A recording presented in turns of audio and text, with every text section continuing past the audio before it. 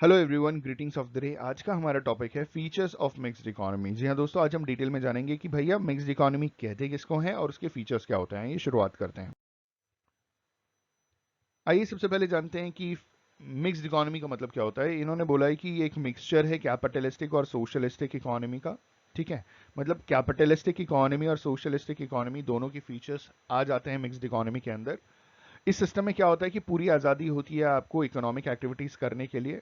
कोई भी legal activity आप कर सकते हैं, इलीगल नहीं कर सकते। जितनी भी लीगल एक्टिविटीज़ हैं आप कर सकते हैं जिससे आप पैसा कमा सकें।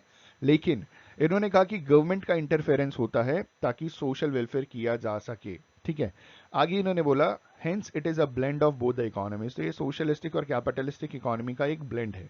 जो कॉन्सेप्ट है मिक्स्ड इकोनॉमी का, ये रीसेंट ओरिजिन का है, एकदम नया नवेला कॉन्सेप्ट है। बाकी कैपिटलिज्म और सोशलिज्म बहुत पुराने हैं। तो उन दोनों के कंपैरिजन में जो मिक्स्ड इकोनॉमी एकदम रीसेंट ओरिजिन का है।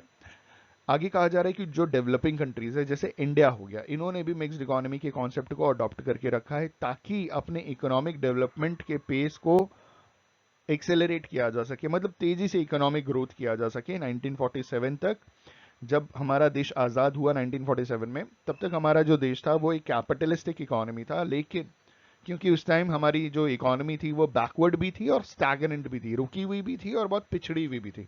तो इसको ग्रोथ करने के लिए 1948 में इंडिया ने मिक्स्ड इकोनॉमी की पॉलिसी को अडॉप्ट कर लिया। तो तब से आज तक इंडिया की जो इकोनॉमी है वो मिक्स्ड इकोनॉमी है। इन्होंने कहा even the developed countries like United kingdom, United states of America, इन्होंने भी मिक्स्ड कैपिटलिस्ट सिस्टम अडॉप्ट करके रखा है। ठीक है, दो डेफिनेशन है हमारे पास। पहली डेफिनेशन है प्रोफेसर सैमुअलसन की। अच्छा, जब भी आंसर लिखें तो ये जरूर लिखिएगा कि अकॉर्डिंग टू किसकी डेफिनेशन आप लिखने जा रहे हैं, वो जरूर लिखिएगा। अकॉर्डिंग टू प्रोफेसर सैमुअलसन, जो मिक्स्ड इकोनॉमी है is that economy in which both the public and private sector cooperate.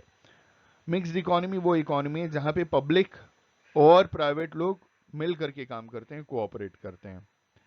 दूसरी डेफिनेशन मुराद की है जहां पे बोला जा रहा है कि मिक्स्ड इकोनॉमी वो इकोनॉमी होती है जहां गवर्नमेंट और private individuals exercises economic control. ठीक है, आगे बढ़ते हैं। अब मेन फीचर्स जान लेते हैं भाई, कौन कौन से मेन फीचर्स होते हैं मिक्स्ड इकोनॉमी के। सबसे पहला कहा जा रहा है को existence of private and public sector enterprises. तो मिक्स्ड इकोनॉमी में होता क्या कि प्राइवेट और पब्लिक सेक्टर के लोग मिलकर के काम करते हैं, मतलब सरकारी और निजी जो कंपनीज होती हैं वो सब मिल करके काम करते हैं। इस सिस्टम में क्या होता है कि को existence of public and private sectors होता है। पब्लिक सेक्टर्स में मेनली जो इंडस्ट्रीज आती हैं, जैसे डिफेंस हो गया, आर्मी नेवी एयरफोर्स या उससे रिलेटेड चीज़ें हो गई, पावर इलेक्ट्रिसिटी हो गया, एनर्जी बेसिक इंडस्ट्रीज, ये सारी की सारी चीज़ों को सेटअप किया जाता है सरकारी।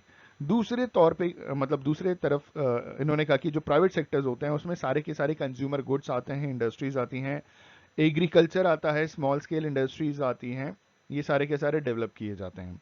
तो सरकार ने कुछ चीज़ें अपने पास रख रखी हैं, कुछ चीज़ें प्राइवेट लोगों को दे रखी हैं और दोनों मिल करके काम करते हैं।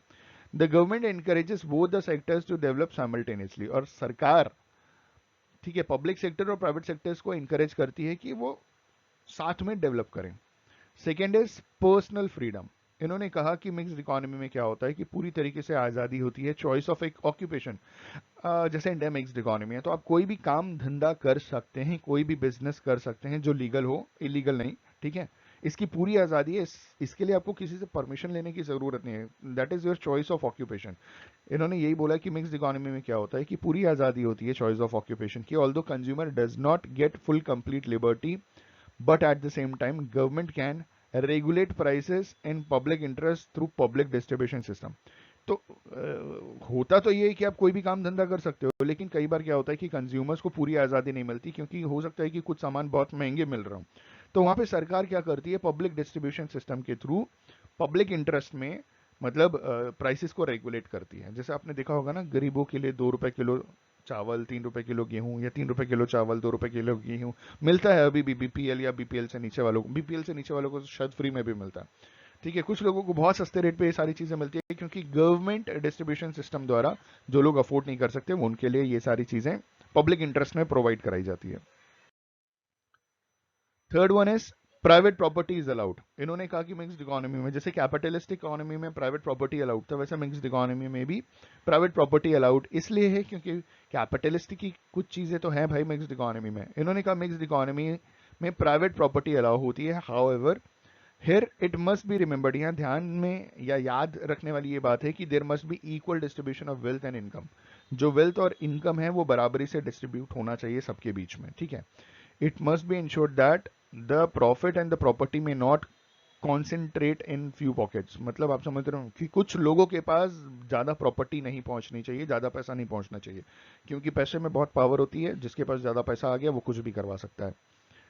अगला है इकोनॉमिक प्लानिंग। इन्होंने कहा कि मिक्स्ड इकोनॉमी में क्या होता है कि जो गवर्नमेंट है always tries to promote economic development of the country. तो इकोनॉमिक प्लानिंग होती है मिक्स्ड इकोनॉमी में, सरकार हमेशा कोशिश ये करती है कि वो इकोनॉमिक डेवलपमेंट कर सके देश का।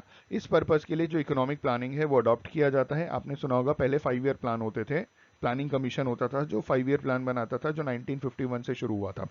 उसको फिर चेंज कर दिया गया, नीति आयोग बना दिया गया, ठीक है।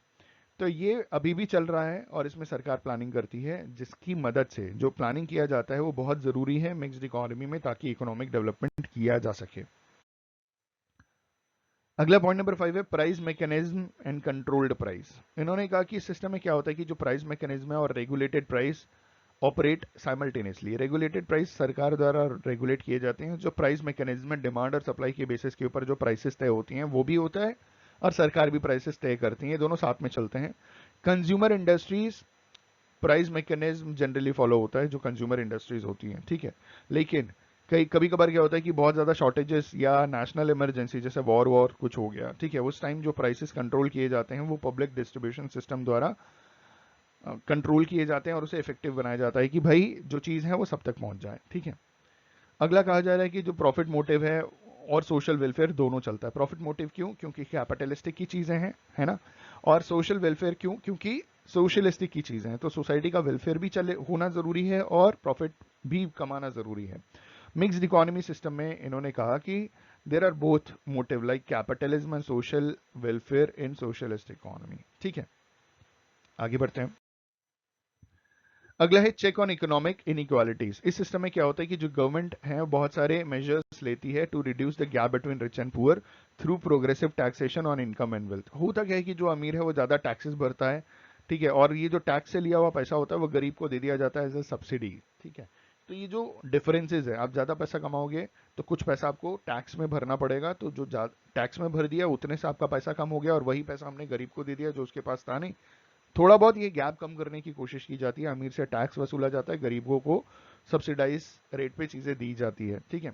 इन्होंने कहा कि जो सब्सिडीज है are given to the poor people and also job opportunities are provided to them. तो गरीब लोगों को, आपने नरेगा मनरेगा ये सब सुना है, तो सरकार 365 दिन में 100 दिन या 120 दिन के काम करने की गारंटी जो देती है कि आप काम कर सकते हैं, तो यहाँ जॉब अपॉर्चुनिटीज भी दी जा रही है गरीब लोगों को। आगे उन्होंने कहा कि other steps like concessions, old age pensions, free medical facilities and free education are also taken to improve the standard of poor people. तो इन्होंने कहा कि कई चीज़ों में कंसेशन होता है, जैसे आपने देखा होगा, एग्जाम्पल दे रहा हूँ कि अगर किसी की उम्र 60+ है या सीनियर सिटीजन है तो रेलवे में उनको एक अच्छा खासा रेलवे टिकट में डिडक्शन मिलता है, तो एक तरीके का कंसेशन मिलता है उनको, ठीक है। ऐसे बहुत जगह पे मिलता है, सिर्फ सीनियर सिटीजन को नहीं मिलता। वैसे जैसे अभी हम बात कर रहे थे ना, बिलो पॉवर्टी लाइन जो लोग होते हैं उनको 2 रुपये किलो गेहूँ, 3 रुपये किलो चावल जो मिल जाता है, राइस जो मिल जाता है, वो भी कंसेशनल प्राइस ही तो है, सरकार उस पर सब्सिडी दे रही है। आगे उन्होंने कहा कि ओल्ड एज पेंशन, जो गरीब लोग हैं, जो बूढ़े बुजुर्ग लोग हैं जिनकी उम्र 60 साल से ऊपर है, उनको हर महीने 1000 रुपये 1500 रुपये कुछ पेंशन भी मिलता है।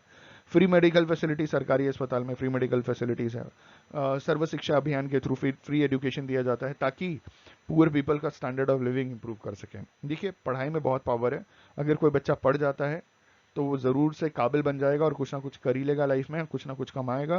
तो जब कमाएगा तो पुअर लोगों का standard of living ultimately improve हो जाएगा।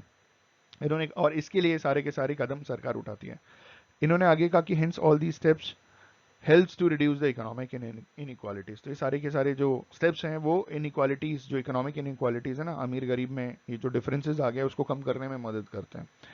लास्ट पॉइंट है हमारा 8th one, control of monopoly power. Monopoly आप समझते हैं ना, मोनोपोली का मतलब एक हिसाब से सिंगल सेलर होता है। वैसे मोनोपोली की खासियत ये होती है कि आप ऐसा कोई सामान प्रोड्यूस करते हो जिसका कोई सब्सटीट्यूट ना हो। तो अगर आप कोई भी ऐसा सामान, गुड्स या सर्विसेज प्रोड्यूस कर रहे हो जिसका कोई क्लोज सब्सटीट्यूट नहीं है, तो जाहिर सी बात है आपकी मोनोपोली बन जाएगी। इन्होंने कहा कि इस सिस्टम में होता क्या है कि government takes huge initiative to control monopoly practices. Among the private entrepreneurs through effective legislative measures. तो भाई कानूनी तौर पे, सरकारी तौर पे सरकार बहुत सारे इनिशिएटिव्स लेके आती है ताकि ये जो मोनोपोली प्रैक्टिसेस प्राइवेट एंटरप्रेन्योर्स जो हैं वो अगर करते हैं तो उसको कंट्रोल किया जा सके। कई बार क्या होता है कि government can also take over the services in the public interest. तो कई बार गवर्नमेंट ही भी ऐसी सारी चीज़ें करती है पब्लिक इंटरेस्ट में ताकि सोसाइटी का वेलफेयर हो सके। दोस्तों आई होप एंड बिलीव कि आपको ये वीडियो से कुछ सीखने को मिला हो, आपको आइडिया लग गया होगा कि भैया ये फीचर्स क्या होते हैं मिक्स्ड इकोनॉमी के। अगर वीडियो पसंद आया, आपने वीडियो यहाँ तक देखा, प्लीज़ लाइक कीजिएगा, दोस्तों के साथ शेयर कीजिएगा, चैनल पर नए सब्सक्राइब जरूर कीजिएगा। On this note, thank you so much for watching this video. Have a good day and all the best for your examinations.